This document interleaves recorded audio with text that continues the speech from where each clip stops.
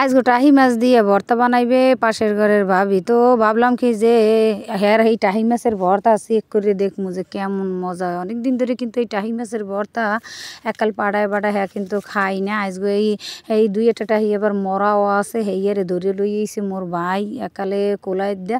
এখন হেইয়ারে ভর্তা বানাইবে আজকে একাল পাড়ায় বাড়িয়ে। এখন প্রথমেই একালে টাহি মাছগুলো তেমন একটা পরিষ্কার, মানে পরিষ্কার বলতে কি এককালে সাদা ধবধব করে নাই, মোটামুটিভাবে পরিষ্কার পরিচ্ছন্ন করিয়ে টরিয়ে আবার আর এরপর ভাজতে বয় দেশে এয়া বলে আবার বেশি পরিষ্কার করলে বলে বেশি মজা লাগে না, একটু গন্ধ গন্ধ আইলে বলে বেশি মজা লাগে। যাই হোক, আপনারা যদি বেশি পরিষ্কার খাইতে চান তাহলে খুব সুন্দর করে একাল পরিষ্কার পরিচ্ছন্ন করিয়ে তারপরে একালে ভর্তা বানাইবেন বাড্ডে বুড্ডে। যাই হোক, মোরা কিন্তু এতটাও আবার গিদার না, পরিষ্কার করিয়ে লইছি। কথার প্রসঙ্গে উঠছে দেখে এইভাবে বললাম। এখন ভাজ যে এককালে মুসমুসা করিয়া তারপরে পাড়া একালে বাড়া হইবে, এককালে ফিনিশ করিয়া।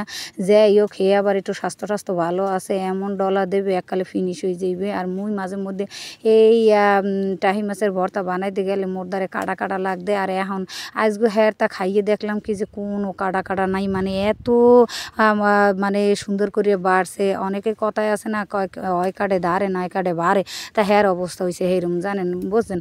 এককালে এমনভাবে ডলা দিয়ে একালে মিশ করে হালাইছে, এত মজা হয়েছে।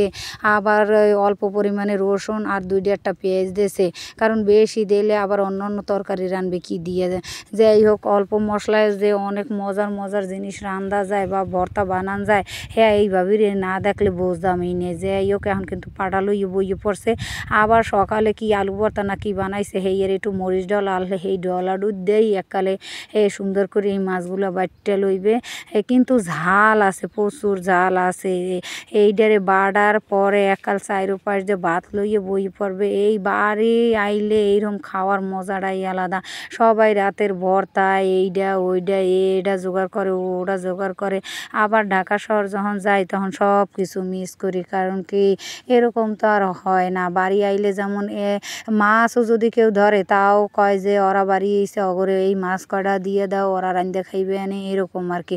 তাজা তাজা মাছ, তাজা শাপলা, তাজা শাক সবজি সব কিছু অনেক মজাই আলাদা। যাই হোক, যখন ঢাকা যাই তখন অনেক কিছুই মিস করি, আর এটাই স্বাভাবিক। আবার সব সময় থাকলে হয়তো কেউ এতটাও আদর করতো না বা দিত না। আর সব সময় থাহি না বিধায় মনে হয় এরকম একটু আদর কদর একটু অন্যরকমই পাওয়া যায়।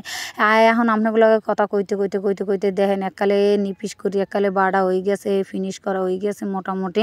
আর এদিকে মাইপোলা বই রয়েছে, মাঝে মধ্যে আঙুলের মাথা দিয়ে একটু একটু টাইনে নিয়ে খায়, আর ভাবি কিছুই কয় না। হে মাঝে মধ্যে মানে একটু একটু মিডু মিডু আসে যে ওরা তো এইরকমই করে। যাই হোক, মোর মাইপোলা আবার এইরকম আদ দিয়ে নেওয়া খাওয়া অভ্যাসটা নাই। মোর দেখলে যে কি রাগ ধরে, মুই এবার অগরে একটা ধমক টমক দিলাম যে বার্থডে লোক, এরপর বাদ দিয়ে সুন্দর মতো খাবি।